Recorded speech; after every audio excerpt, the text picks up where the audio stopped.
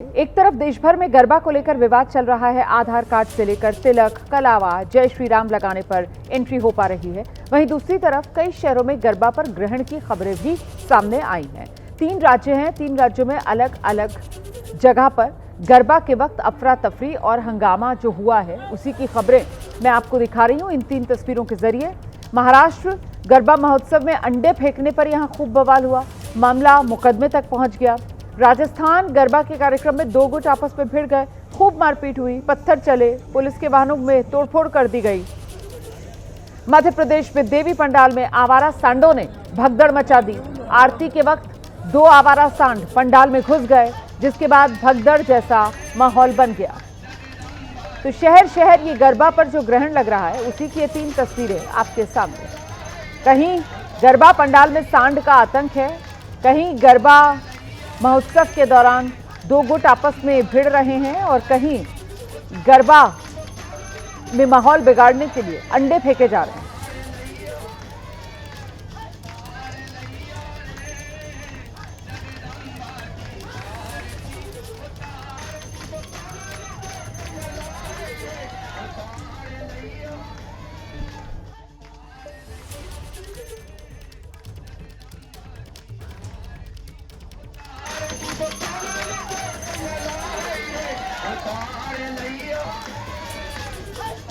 तो ये 3 तस्वीरें आपके सामने हैं। ठाणे महाराष्ट्र की तस्वीर, बीकानेर राजस्थान की तस्वीर, मध्य प्रदेश दमोह की तस्वीर आप देख रहे हैं। और देखिए किस तरीके से यहां पर माहौल बिगाड़ने की ये कोशिशें जो नजर आई ठाणे में, बीकानेर में। और वहीं तीसरी तस्वीर मध्य प्रदेश के दमोह की आप देख रहे हैं, जहां सांड जो हैं वो पंडाल में घुस गए और वहां पर भगदड़ की सी स्थिति बन गई। फिलहाल ठाणे में जहां अंडे फेंके गए हैं गरबा के दौरान, इस मामले में पुलिस ने मामला दर्ज कर लिया है, जांच चल रही है। बीकानेर राजस्थान, यहां गरबा में माहौल बिगाड़ने के समय 2 गुट आमने सामने आ गए।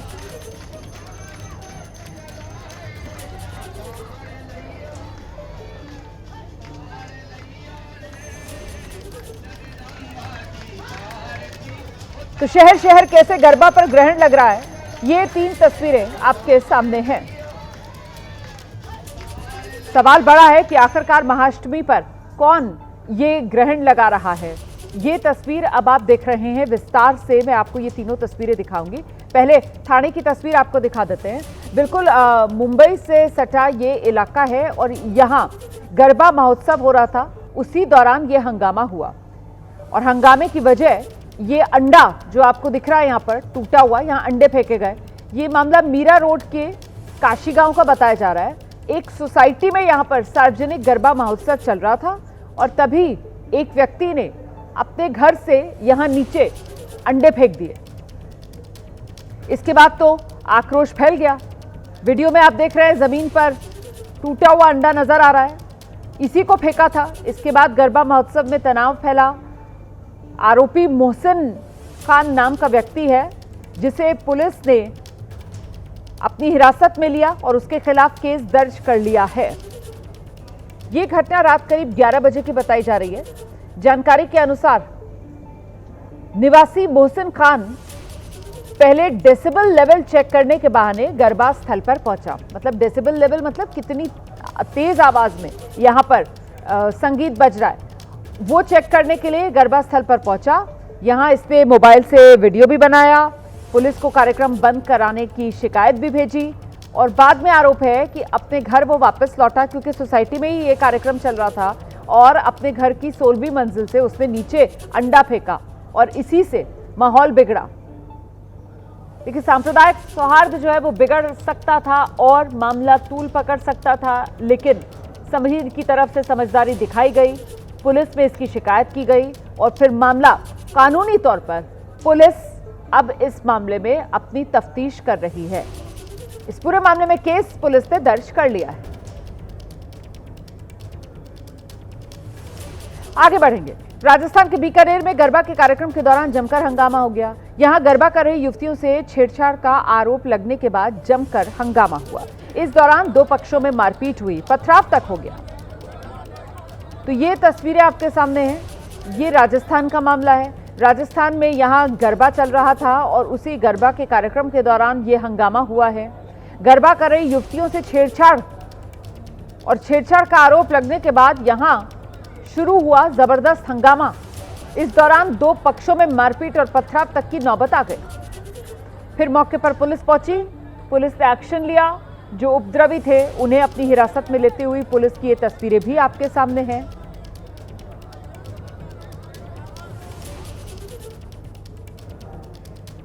और वहीं मध्य प्रदेश में दमोह में देवी पंडाल में आरती के दौरान सांड घुस गए, जिससे अफरा तफरी मच गई। ये घटना आलमपुर गांव की बताई जाती है। बीती रात देवी मां की महाआरती जब चल रही थी, तभी देवी की आरती के लिए पूरा गांव जमा था पंडाल में।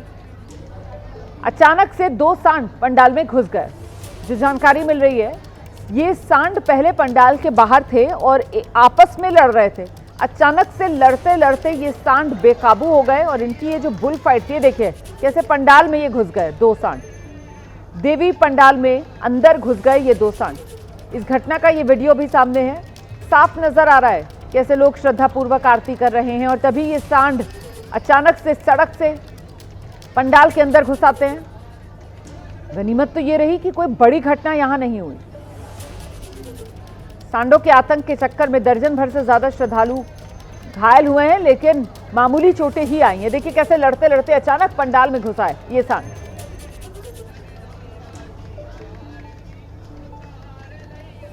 तो आरती चल रही थी, सब श्रद्धापूर्वक आरती कर रहे थे, मां की आराधना में सब व्यस्त थे और तभी ये दो सांड जो पहले सड़क पर लड़ रहे थे, लड़ते लड़ते अचानक पंडाल के अंदर घुस आए।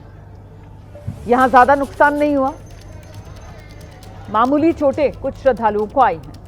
तो एक तरफ तो गरबा पर ये गदर मचा हुआ है और कई जगह हंगामे की खबरें भी आ रही हैं। जैसा कि महाराष्ट्र का ठाणे, यहां नवरात्रि उत्सव के वक्त दो गुटों में भिड़ंत हो गई है, उसका वीडियो भी सामने आया है। बताया जा रहा है कार्यक्रम में कुछ हिंदू संगठन के कार्यकर्ताओं ने पहचान के लिए आधार कार्ड चेक कर लिए। इसी को लेकर पहले तो बहस हुई और फिर देखते ही देखते मारपीट शुरू हो गई।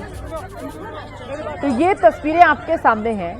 ये तस्वीरें ठाणे की बताई जा रही हैं। यहाँ नवरात्रि उत्सव के वक्त दो गुट आपस में भिड़ गए। वो भिड़ंत का वीडियो भी आपके सामने है।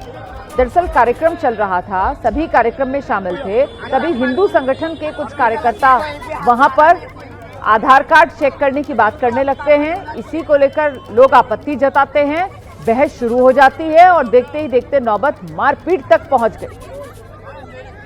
और अब इस वक्त की बड़ी खबर आपको बता देते हैं। बरेली हिंसा में शामिल दो आरोपियों का इनकाउंटर हुआ है। दोनों आरोपियों के पैर में गोली लगी है। इनके नाम इदरीस और इकबाल हैं। इदरीस इकबाल ने पुलिस पर पहले फायरिंग की थी। दोनों के पास से एसपी सिटी के गनर से लूटी गन बरामद हुई है। इन दोनों को पुलिस से दबोचा। दोनों का इनकाउंटर हुआ, दोनों के पैर में गोली लगी है। इदरीस इकबाल ये दो आरोपी बरेली हिंसा में शामिल थे।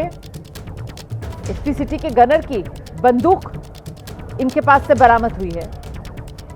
जब पुलिस इन तक पहुंची तो इन्होंने पहले पुलिस पर फायरिंग की, जिसके बाद जवाबी फायरिंग में इनके पैर में गोली लगी। इनका इनकाउंटर हुआ और अब ये पुलिस की गिरफ्त में है। सीधे आपको लेकर चलेंगे, हमारे साथ हमारे सहयोगी विवेक इस वक्त मौजूद हैं। विवेक, क्या अपडेट है इस इनकाउंटर के बाद, इन दोनों आरोपियों की गिरफ्तारी के बाद अब कुल संख्या उन आरोपियों की जिन्हें बरेली हिंसा को लेकर अब तक गिरफ्तार किया गया है, वो कितनी हुई है विवेक?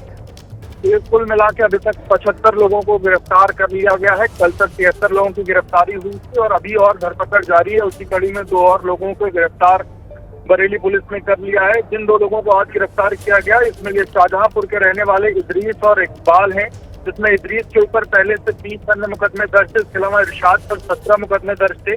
और पुलिस के पास जो सूचना है उसमें ये दोनों शाहजहांपुर से आकर के इन्होंने बरेली में बवाल जो है वो किया था। जुमे के बाद जो बवाल हुआ था उसमें ये शामिल थे। और अब जब आज पुलिस इनको पकड़ने के लिए जब पहुंची, उस दौरान इन्होंने पुलिस पर फायरिंग करी थी और पुलिस ने भी इन पर जवाबी फायरिंग करी। इनके पैर में गोली लगी है। इसी में एक पर आरोप है कि उसमें जो एसपी सिटी रहे मानुष पारिक, उनके जो गनर थे उनसे एक बंदूक भी लूटी थी, जिसको की पुलिस ने बरामद कर लिया है। इदरीस के पास से एंटी टीयर गन जो है वो बरामद हुई है। फिलहाल अब दोनों को जो सीपीगंज थाना क्षेत्र में ये पूरी जो घटना है वो हुई है, और फिलहाल अब पुलिस ने दोनों को डॉक्टरी उपचार के बाद दोनों को गिरफ्तार जो है वो कर लिया। तो बरेली हिंसा में विवेक अभी तक जैसा कि आपने बताया 75 लोगों की कुल गिरफ्तारी हो चुकी है, क्या अभी भी कुछ और आरोपियों की तलाश कर रही है पुलिस? देखिए, अभी सैकड़ों लोगों की गिरफ्तारी होनी बची है, क्योंकि जो नामजद और अज्ञात लोगों को मिलाकर के जो FIR दर्ज है उसमें कुल लगभग 3000 लोगों के जो साक्ष्य हैं वो पुलिस के पास हैं, जिसमें अभी ये माना जा सकता है सैकड़ों लोगों की गिरफ्तारियां अभी और हो सकती हैं। और फिलहाल जांच किस दिशा में आगे बढ़ रही है, किस तरीके से इस पूरी हिंसा को लेकर मास्टरमाइंड मौलाना तौकीर रजा ही है, पुलिस की FIR क्या कहती है विवेक? देखिए, जो शुरुआती जांच में पुलिस के पास जो मास्टरमाइंड को लेकर के तौकीर रजा की बात निकल के सामने आ रही है। तौकीर और उसके जो तमाम सहयोगी हैं उन्होंने इसमें एक बड़ा इस योजना को बनाया था, और लगभग एक हफ्ते से इस तरीके की जो योजना है वो बन रही थी। उसके बाद जब पुलिस को भी इसको लेकर के शुरुआती तौर पर जानकारी मिली थी कि जो प्रदर्शन के नाम पर कुछ चीजें अनहोनी हो सकती हैं, पुलिस ने समझाने की भी कोशिशें करी थी, लेकिन तब पुलिस को किसी तरीके से बरगलाया गया, पुलिस की चीजें नहीं मानी गई, और उसके बाद नतीजा सबने देखा कि किस तरीके से लगभग आधे घंटे तक बरेली की स्थिति जो थी वहां पर हिंसा होती रही थी।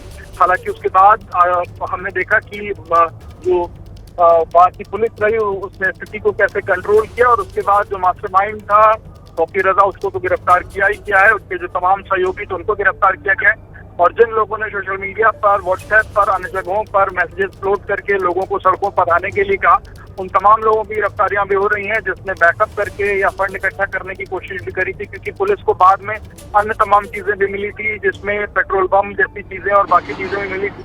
वो उसमें कौन लोग शामिल थे, वो पेट्रोल बम कैसे वहां तक पहुंचे, या फिर जो पत्थर इकट्ठा किए गए थे वो किन लोगों ने किया, ये तमाम ऐसी चीजें हैं जिसको लेकर के पुलिस अपनी जांच पड़ताल आगे बढ़ा रही है, और उसी में गिरफ्तारियां अभी भी लगातार हो रही है। आने वाले दिनों में और गिरफ्तारियां देखने को मिलेंगी। और जिस तरीके से ये गिरफ्तारियों का सिलसिला विवेक आगे बढ़ रहा है, उससे ये तस्वीर भी साफ हो रही है कि साजिश बड़ी गहरी थी। मतलब ज्यादातर जो गिरफ्तार हो रहे हैं उनमें से कई हिस्ट्री शीटर बताए जा रहे हैं, बरेली के बाहर के रहने वाले बताए जा रहे हैं। ये जो दो जिनका इनकाउंटर हुआ है इनमें भी आप बता रहे हैं कि इदरीस, उस पर पहले से भी कई मुकदमे दर्ज थे। विवेक जी हाँ, बिल्कुल। देखिए, जो लोग गिरफ्तार हो रहे हैं या जो लोग अभी तक इस शामिल में इस पूरे प्रकरण में शामिल पाए जा रहे हैं, वो उसमें कई ऐसे हैं जो सातिर अपराधी हैं, या कई ऐसे हैं जिनके पुराने कई ऐसे मामले हैं जिसमें दंगा भड़काने से लेकर के भड़काऊ भाषण देने और लोगों को प्रवोक करने और जो सामान्य स्थिति है उसको खराब करने की जैसी मंशा इन लोगों की रही है। फिलहाल लेकिन मुख्यमंत्री ने भी साफ कर दिया था, और मुख्यमंत्री ने जिस दिन ये घटना हुई उसके दूसरे दिन अपने बयानों से ये बात साफ कर दी थी कि अब जो भी लोग इस तरीके के भड़काऊ बयान देंगे, भड़काऊ चीजें करेंगे, उनकी जगह कहाँ है ये सबको पता है। और उसके बाद हमने देखा था कि पुलिस का एक्शन शुरू हुआ था, गिरफ्तारियां शुरू हो गई थी। मौलाना तौकीर रजा को गिरफ्तार करके बरेली से बाहर जेल में उसको भेज दिया गया था। बाकी लोगों की गिरफ्तारियां भी हो रही हैं। बरेली में कई लोगों को उनको जेल में रखा गया है, और अभी जो सूत्र बता रहे हैं कि अभी सैकड़ों लोग ऐसे हैं जिनके आने वाले दिनों में गिरफ्तारियां जो है वो देखने को मिल सकती हैं। ठीक है, और जरा ये भी बताइए कि वो बुलडोजर वाला एक्शन, उसको लेकर क्या अपडेट है? क्या आज बुलडोजर गरजेगा? खासतौर से जिस तरीके से तौकीर रजा का करीबी डॉक्टर नफीस और उसने जो वक्फ की जमीन कब्जा कर वहां पर अवैध रूप से दुकानें बना रखी हैं और साथ ही नगर निगम के नाले पर कब्जा करके दुकानें खड़ी कर रखी हैं, उसको लेकर क्या अपडेट?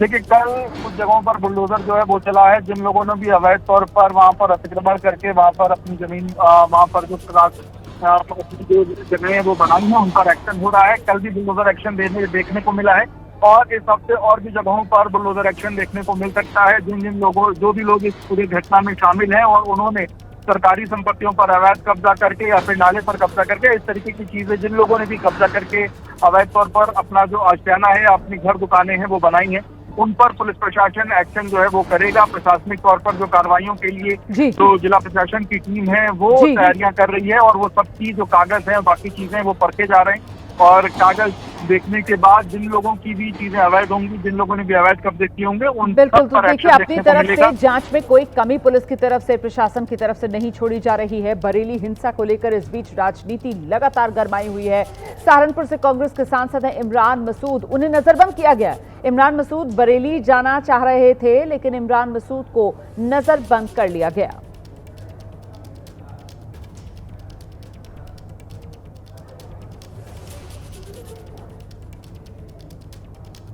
पोस्टर लेकर के कोई लड़का खड़ा हो गया, आप हाथ पैर तोड़ दोगे। उस पोस्टर के अंदर किसी के लिए नफरत नहीं थी। मैं उस पोस्टर की हिमायत बिल्कुल नहीं करता हूं कि वो पोस्टर की हिमायत करता हूं, क्योंकि आप सल्लल्लाहु अलैहि वसल्लम की मोहब्बत लोगों के दिलों में है। मुसलमान इस बात की गारंटी है कि उसके दिल में आप सल्लल्लाहु अलैहि वसल्लम की मोहब्बत है, उसको दिखाने की जरूरत नहीं है। तो ये जो कानून के दो रूप दिखाई दे रहे हैं, इसके अंदर समझना पड़ेगा। मैं मुसलमानों के तमाम दानिश्वर लोगों से, तमाम उलेमा इकराम से अपील करता हूं कि इसमें आगे आकर के पहल करें। मस्जिदें नमाज के लिए हैं, लोग जुमा की नमाज के अंदर मस्जिद में इकट्ठा होते हैं, मस्जिद में नमाज पढ़ने के लिए जाते हैं। 4 लोग बाहर आकर के खड़े होकर के प्रदर्शन करने के नाम के ऊपर शुरू करते हैं और पीछे तमाम नमाजी उसका हिस्सा ना चाहते हुए बन जाते हैं। तो ये जो तमाशा चल रहा है, ये बिल्कुल बंद होना चाहिए, हर कीमत पर बंद होना चाहिए। हम आगे बढ़े। इस वक्त एक और बड़ी खबर आपको बता दें, महाराष्ट्र के हिंगोली से आ रही है। बीती रात 2 गुटों में झड़प हुई। विवाद की वजह एक जुलूस में समुदाय विशेष का गाना बजाने को लेकर हुआ, जिसके बाद 2 गुटों में पत्थरबाजी हो गई, जमकर मारपीट हुई, लाठियां तक चली हैं। मारपीट में 20 लोग घायल हुए हैं। हिंगोली की तस्वीरें आप देख रहे हैं। 2 गुटों में यहां पर झड़प हुई है, 20 लोग घायल हो गए, पथराव हुआ यहां जमकर, लाठियां चली हैं एक दूसरे के ऊपर। ये वेल्टुरा गांव में जुलूस निकाला जा रहा था। समुदाय विशेष का गाना बजाने पर यहां विवाद हो गया। पुलिस ने एफआईआर दर्ज कर जांच शुरू की है। वायरल वीडियो से आरोपियों की अब पहचान की जा रही है। पुलिस ने अब तक 10 आरोपी गिरफ्तार कर लिए हैं। सीसीटीवी फुटेज से भी आरोपियों की पहचान की जा रही है।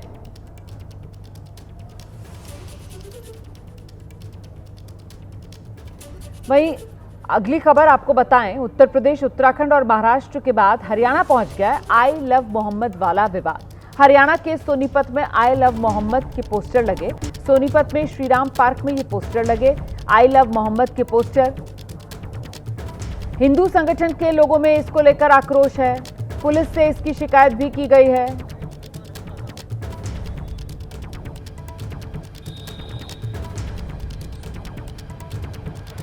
जो है शरारती तत्वों ने झूलों पर जो है आई लव मोहम्मद और इस तरह के जो है स्लोगन लिखे हैं, जो केवल और केवल जो है उनका धार्मिक उन्माद बढ़ाने के लिए या फिर जो है किसी कुत्सित मानसिकता के साथ जो है उन्होंने ये काम किया है। और आज यहाँ पर जो है पुलिस को सूचना दी गई है, मुझे भी सूचना मिली थी, मौके पर पहुंचा हूँ और शरारती तत्वों के खिलाफ जो है सख्त कार्रवाई के निर्देश दिए गए। बड़ी खबर आ रही है, पीसीबी चेयरमैन मोहसिन नकवी ने माफी मांगी है। बड़ी खबर इस वक्त की, एसीसी की बैठक में बीसीसीआई से मोहसिन नकवी ने माफी मांगी है। आपको इस वक्त की बड़ी खबर एबीपी न्यूज पर दे दें। ये बड़ी खबर आ रही है, पीसीबी चेयरमैन है मोहसिन नकवी और उन्होंने अब सामने आकर के देखिए माफी मांगी है। एसीसी की बैठक में ये फैसला हुआ, बीसीसीआई और साथ ही तमाम लोगों से माफी मांगी है। आपको बता दें, उन्होंने लिखा जो हुआ वो नहीं होना चाहिए था। बड़ी खबर है, सूर्य कुमार खुद आकर उन्होंने कहा कि पीसीबी चेयरमैन मोहसिन नकवी लगातार देखिए वो अपनी बात रख रहे थे, लेकिन अब सामने आकर के माफी भी मांग रहे हैं। एसीसी की बैठक में बीसीसीआई से मोहसिन नकवी ने माफी मांगी है, कहा कि जो कुछ हुआ वो नहीं होना चाहिए था, ऐसा मोहसिन ने कहा। सूर्य कुमार खुद आकर ट्रॉफी ले जाएं, ये भी कह रहे हैं। अब जाकर के कह रहे हैं मोहसिन कि सूर्य कुमार आए और ट्रॉफी लेकर के जाएं, माफी मांग ली है, ये बहुत बड़ी बात है। और साथ ही इस वक्त की बड़ी खबर एबीपी न्यूज पर हम आपको दे रहे हैं, मोहसिन नकवी अब सामने आकर के माफी मांग रहे हैं। साथ ही ये भी कह रहे हैं कि सूर्य कुमार जो हैं वो खुद अब आए और ट्रॉफी लेकर जाए, माफी मांग ली है फिलहाल। इसी खबर पर हमारे साथ आशीष कुमार सिंह फोन लाइन पर जुड़ गए हमारे संवाददाता। आशीष, बहुत बड़ी खबर है, अब मोहसिन नकवी सामने आकर के माफी मांग रहे हैं। जी हाँ, बिल्कुल। बीसीसीआई की ताकत का आखिरकार उनको अंदाजा हो गया और जिस तरह से कल एजीएम की बैठक में एसीसी के राजीव शुक्ला और आशीष तिलार ने भारत का पोजीशन बहुत मजबूती से रखा था और स्ट्रॉन्ग प्रोटेस्ट रजिस्टर करते हुए राजीव शुक्ला ने भारत की तरफ से कहा था कि ये बिल्कुल कतई बर्दाश्त योग्य नहीं है कि आप ट्रॉफी लेके चले जाएं और एसीसी के हेडक्वार्टर्स में भी ना रखें। राइटफुल ओनर्स भारतीय टीम में बीसीसीआई को हैंड ओवर किया जाना चाहिए। और मैं आपको बताऊं, इसके बाद तमाम इंडोनेशिया, मलेशिया, जितने भी मेंबर नेशंस, उन्होंने भारत का खुलकर साथ दिया था। और अब ये बड़ी खबर मिली है कि मोहसिन नकवी ने बाकायदा बीसीसीआई से माफी मांगी और ये तक कहा है कि नए सिरे से हमें शुरू करना चाहिए, नई पहल करनी चाहिए। तो कहीं ना कहीं इस बात का एहसास हो गया है पाकिस्तान क्रिकेट बोर्ड को कि उसने बहुत गलत कदम उठाया था। पूरी दुनिया में क्रिकेटिंग वर्ल्ड में भी पाकिस्तान आइसोलेट हो रहा था और इसका बड़ा खामियाजा उठाना पड़ता है। शायद इस वजह से अपनी गलती का एहसास हुआ है और बीसीसीआई से माफी मांगी। और अब आप ये मान के चलें कि बहुत जल्द जो राइटफुल ओनर्स है भारतीय क्रिकेट टीम, उसको एसीसी एशिया कप ट्रॉफी भी वापस हैंड ओवर कर दी। जी बिल्कुल, नाम ले रहे हैं मोहसिन, कह रहे हैं सूर्य कुमार आए और ट्रॉफी लेकर जाएं। आशीष, देखिए ये टेक्निकल बात है, जो वो पहले से जिद पकड़े थे, आप इसको दूसरी तरह से भी इंटरप्रेट कर सकती है कि उस वक्त भी उन्होंने ये जिद पकड़ा था कि वो आए और मेरे हाथ से ट्रॉफी लेकर के जाएं। इसको लगता नहीं कि भारत की तरफ से बीसीसीआई इसको स्वीकार करेगा, लेकिन बड़ी बात ये कि कम से कम वो अपनी तरफ से उन्होंने माफी मांगी है और ये जरूर कहा है कि नई शुरुआत करनी चाहिए। अपनी तरफ से ऑफर दे रहे हैं कि सूर्य कुमार यादव आए।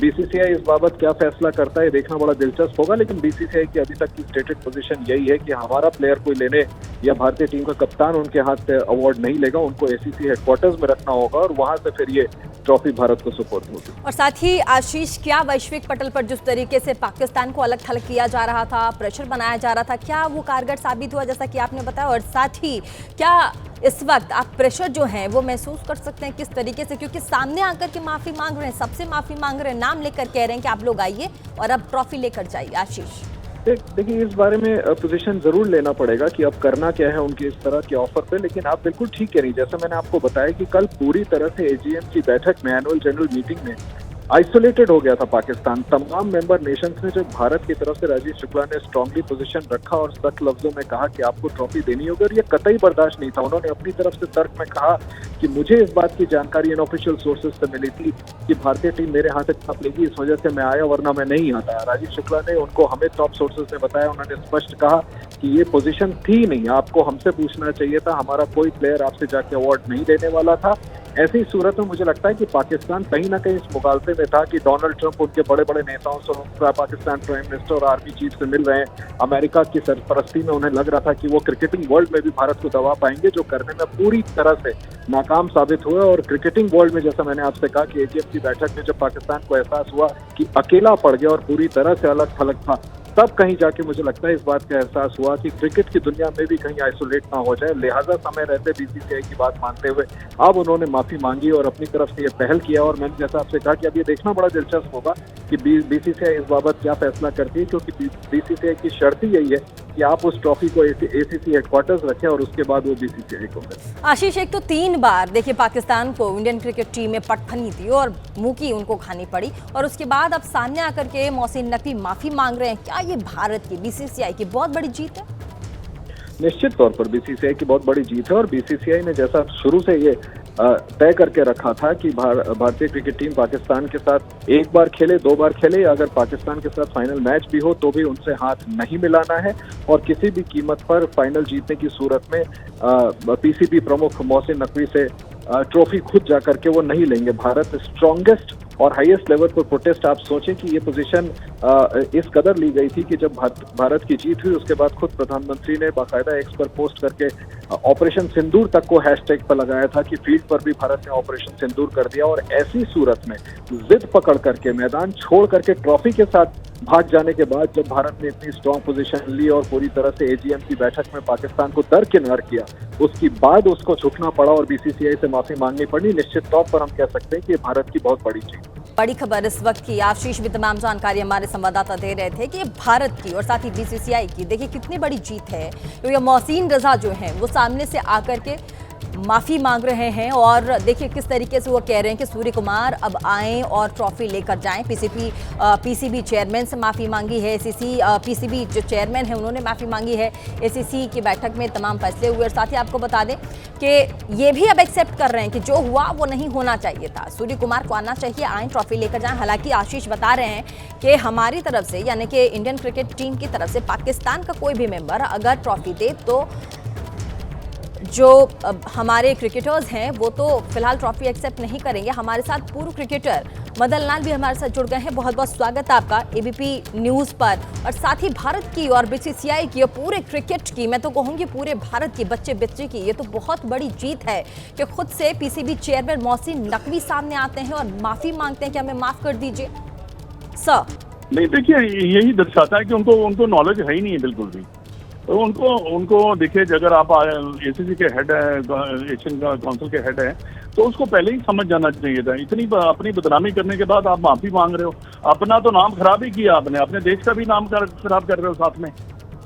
तो ये चीजें तो उनको ही समझ होती हैं जब जो थोड़ा सा जिनको नॉलेज होती है गेम की या किसी ने देखा होता है। पर जब आपने को नॉलेज ही नहीं है, आप उनकी नॉलेज का अगर आप अंदाजा लगा लीजिए उनकी पाकिस्तान की क्रिकेट कहाँ पे पहुंच गई है। तो ये चीजें अब माफी मांगना तो आपकी बदनामी हुई है इसमें। सर 3 बार की पटखनी एक तो एशिया कप में, और उसके बाद सामने से के आकर के अब माफी मांग रहे हैं और कह रहे हैं, ये शब्द उन्होंने कहे हैं कि जो हुआ बहुत बुरा हुआ, ऐसा नहीं होना चाहिए था। सूर्य कुमार आए और ट्रॉफी लेकर जाएं। नहीं देखिए, ये ऐसा नहीं होना चाहिए था। आपको पहले समझना चाहिए था कि ये नहीं होना चाहिए था। आपने उस टाइम पे दुनिया के सामने जो लाइव टेलीविजन पे अपना आपने ये ड्रामा कर दिया। आप सूर्य कुमार क्यों जाए भाई? आप उस ट्रॉफी लेने का अहमियत क्या है? हमारा तो हिस्ट्री में नाम लिखा गया कि एशिया कप जो विनर है वो तो 2025। अब सूर्य कुमार फ्लाई करेगा, उनके एशिया कप ऑफिस जाएगा, फिर ट्रॉफी लेके आए। ट्रॉफी लेने का मजा आता है दुनिया के सामने, अपने प्लेयरों के सामने जिन्होंने ट्रॉफी उनको जिताई है, जो सेलिब्रेशन होती है सारे। तो ये तो कोई ऐसा नहीं। अब कह रहे हैं जी नहीं वो आए, ये क्यों आए भाई? मोहसिन रजा कह रहे फिर से शुरुआत करनी चाहिए हमें। शुरुआत तभी होगी जब आप ठीक हो गए, जब आप खुद अच्छा बनना चाहोगे तब हर चीज ठीक हो जाएगी।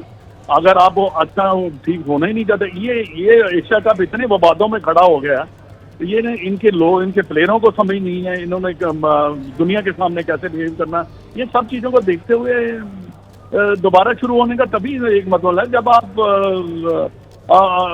एक दोस्ती का हाथ बढ़ाओगे, या हर चीज जो हम चाहते हैं, जो हमारा कंट्री के चाहती है, ये क्रॉस बॉर्डर प्रेजेंस खत्म। बिल्कुल मदन लाल जी, इस बात से मैं बिल्कुल सहमत हूं, क्योंकि खेल ही एक ऐसा मैदान होता है जहां पर हम सिर्फ खेल का आदान प्रदान नहीं करते, बल्कि सांस्कृतिक विरासत, हमारा भाईचारा भी हम एक दूसरे के साथ बांटते हैं। बहुत बहुत शुक्रिया हमारे साथ मदन लाल जी जुड़ने के लिए। हमारे साथ गणेश ठाकुर भी फोन लाइन पर जुड़ गए हैं। गणेश, बहुत बड़ी खबर इस वक्त की एबीपी न्यूज पर, इस खबर को हम ब्रेक कर रहे हैं, और साथ ही मोहसिन रजा, देखिए मोहसिन नकवी किस तरीके से सामने आए और उन्होंने अब भारत से माफी मांगी है। कह रहे हैं नई शुरुआत करनी चाहिए, जो कुछ भी हुआ है वो ठीक नहीं हुआ, ऐसा नहीं होना चाहिए था। गणेश जी बिल्कुल, देखिए मोहसिन नकवी ने केवल माफी नहीं मांगी है, तो और भी बातें नहीं है।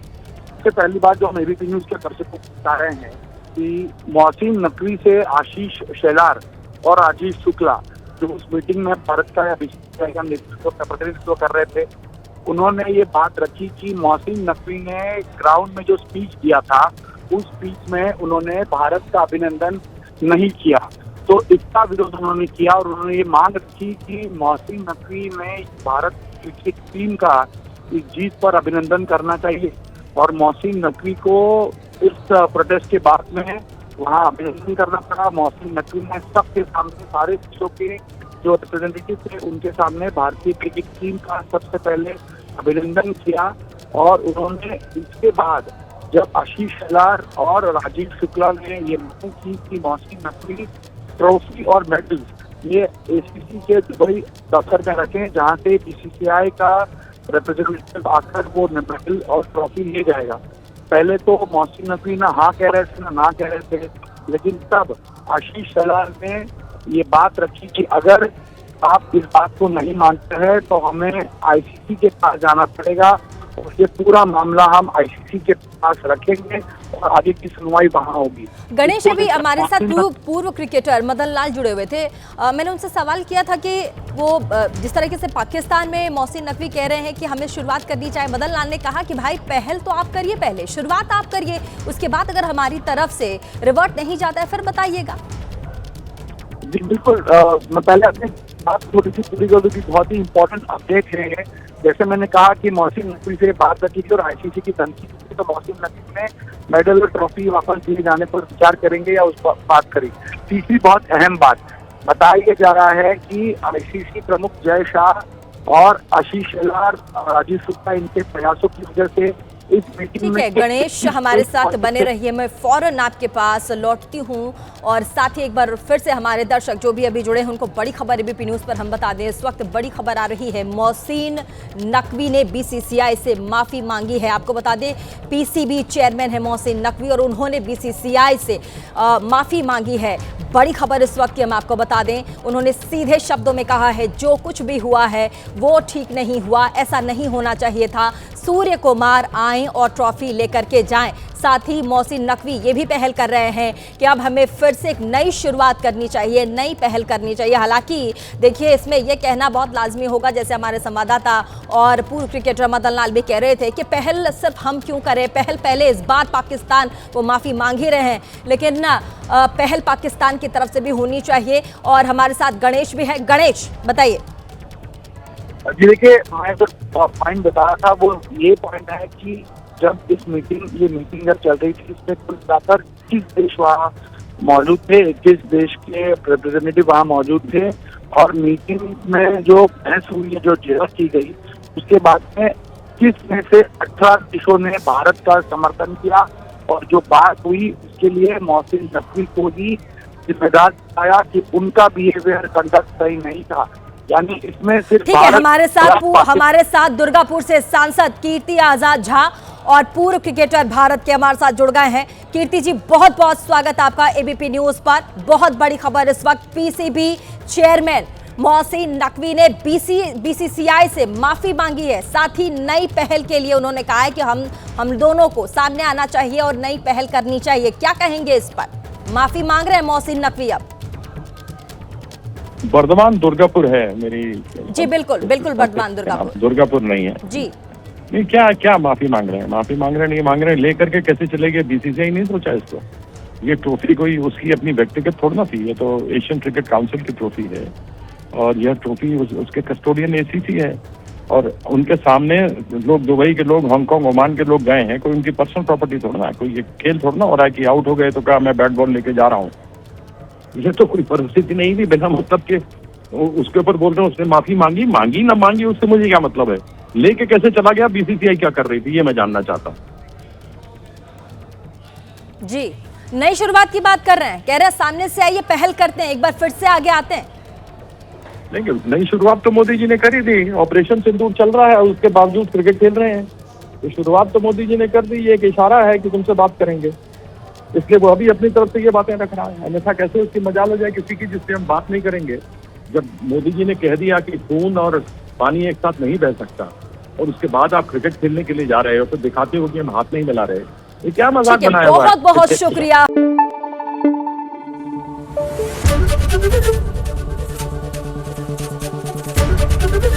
एबीपी न्यूज आपको रखे आगे।